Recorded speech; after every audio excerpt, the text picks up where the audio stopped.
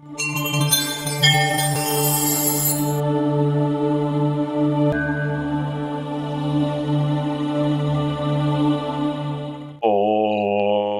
అస్మద్గురుభ్యో నమః. వేదమంత్ర ప్రేక్షకులందరికీ స్వాగతం. చాలా కాలం తర్వాత మిమ్మల్ందరినీ కలవడం చాలా ఆనందంగా ఉన్నది.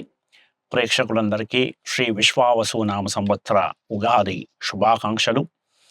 ఈ సంవత్సరం మీకు, మీ కుటుంబ సభ్యులకు అంతా సవ్యంగా జరగాలని, ఆ ఈశ్వరుని అనుగ్రహంతోని సంపూర్ణ ఆయురారోగ్యాలు, ఐశ్వర్యము కలగాలని మనస్ఫూర్తిగా ప్రార్థిస్తూ, సింహరాశి వారికి ఈ సంవత్సరం విశ్వావసునామ సంవత్సరం ఎలా ఉండబోతుందో చూద్దాం. ముందుగా మీ ఆదాయ వ్యయాల కిందికి వస్తే సింహరాశి వారికి ఈ సంవత్సరం ఆదాయం 11 గాను మరియు వ్యయం 2 గాను ఉన్నది.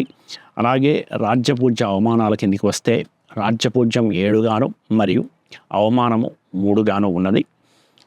ఇది ఈ సంవత్సరము మీకు ప్రధానంగా గోచరాన్ని చూస్తే మీకు గురువు మే 15వ తారీఖు వరకు ఆయన మీకు లాభస్థానంలోనూ, అప్పటి నుంచి అక్టోబర్ వరకు ఆయన మీకు వ్యయస్థానంలో ఉచ్చ స్థితిలో, మరియు అక్టోబర్ నుంచి డిసెంబర్ వరకు మీకు ఆయన రాశిలో సంచరించడం జరుగుతుంది. డిసెంబర్ తర్వాత ఆయన వక్ర మార్గంలో తిరిగి మీకు వ్యయస్థానానికి వెళ్తారు.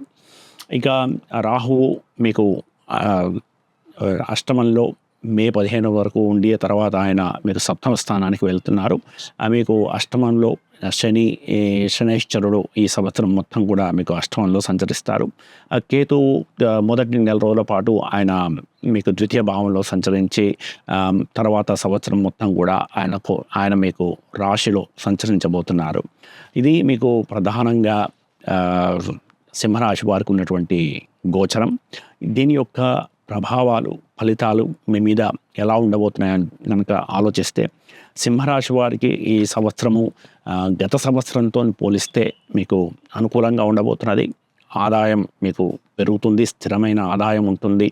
అనేక మార్గాల నుంచి మీ ఆదాయము పెరిగే అవకాశం ఉన్నది. ముఖ్యంగా వ్యవసాయ రంగంలో ఉన్న వారికి కానీ, రెంటల్ ప్రాపర్టీస్ అంటే ఇల్లు అద్దెకిచ్చుకుంటే అద్దెల రూపంలో కానీ ఈ రకంగా మీకు లాభాలు వచ్చే అవకాశం ఉన్నది.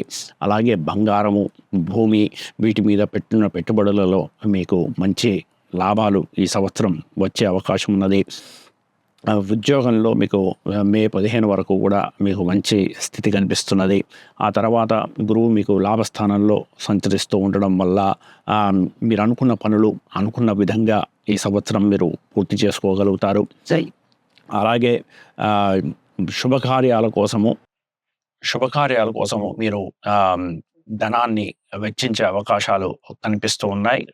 కుటుంబ సభ్యుల కోసం కానీ, వారి అభివృద్ధికి కానీ మీరు ధనాన్ని వ్యయం చేసే అవకాశాలు కనిపిస్తూ ఉన్నాయి.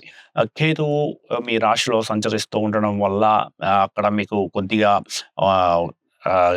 వైరాగ్యం కలగడము, అంటే ప్రాపంచిక విషయాల మీద ఇంట్రెస్ట్ కొద్దిగా తగ్గడము, సోషలైజింగ్ అంటే 10 మందితో కలిసి తిరగడానికి ఇష్టపడకపోవడము, ఇలాంటివి జరిగే అవకాశం ఉన్నది. అదే సమయంలో మీకు ధార్మికమైనటువంటి ప్రవృత్తి పెరిగే అవకాశం ఉన్నది. ఈ సంవత్సరం మీ రాశిలో వారికి ఏదన్నా కొత్తగా మంత్ర రహస్యాలు, తంత్ర రహస్యాలు నేర్చుకోవడానికి, ఇది మంత్ర దీక్షలు తీసుకోవడానికి, ఆధ్యాత్మికంగా తీర్థయాత్రలు చేయడానికి, వీటన్నిటికీ కూడా ఈ సంవత్సరం మంచి అనుకూలంగా ఉన్నది. మంచి గురువులను ఆశ్రయించడము, తీర్థయాత్రలు చేయడము, దేవాలయాల సందర్శన, ఏమన్నా మంత్ర దీక్షలు తీసుకోవడము, ఉపాసన, ఇవన్నీ కూడా మీకు చాలా బాగా యోగిస్తాయి. వీటన్నిటి ద్వారా మీ భాగ్యము మరింతగా వృద్ధి చెందుతుంది. మీకు మంచి దాంపత్య సుఖం ఉండే అవకాశం ఉన్నది. మీ దంపతులకు మీ భార్య లేదా భర్త వల్ల మీకు మంచి కీర్తి ప్రతిష్టలు రావడం, వారి యొక్క సంపూర్ణ సహాయ సహకారాలు మీకు లభించడం, సమాజంలో మంచి కీర్తి ప్రతిష్టలు లభించడం, ఈ రకంగా అనేక రకమైనటువంటి మంచి శుభ పరిణామాలు ఉన్నాయి. అలాగే ఆరోగ్య విషయం కూడా ఈ సంవత్సరం చక్కగా ఉంటుంది.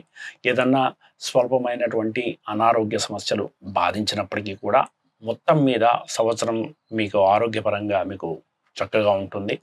ఈ రకంగా సింహరాశి వారికి మంచి అవకాశాలను ఈ సంవత్సరం విశ్వావసు నామ సంవత్సరం కలగజేస్తున్నది. కాబట్టి వీటిని అందిపుచ్చుకొని మీరు ఆధ్యాత్మికంగాను, ఆర్థికంగాను మీరు పరిపుష్టి చెంది మరింత అభివృద్ధి చెందండి. ఈ సంవత్సరం మీకు మరింతగా అనుకూలించాలని చెప్పి ఆ ఈశ్వరుణ్ణి ప్రార్థిస్తూ మరిన్ని వీడియోలతోని త్వరలోనే తిరిగి కలుద్దాం. ఈ వీడియో కనుక మీకు నచ్చితే దయచేసి లైక్ చేసి సబ్స్క్రైబ్ చేసుకోండి. దీనివల్ల ఇది మరింత మందికి చేరడానికి అవకాశం ఉంటుంది. తిరిగి మరిన్ని వీడియోలతోని కలుద్దాం. అప్పటి వరకు స్వస్తి.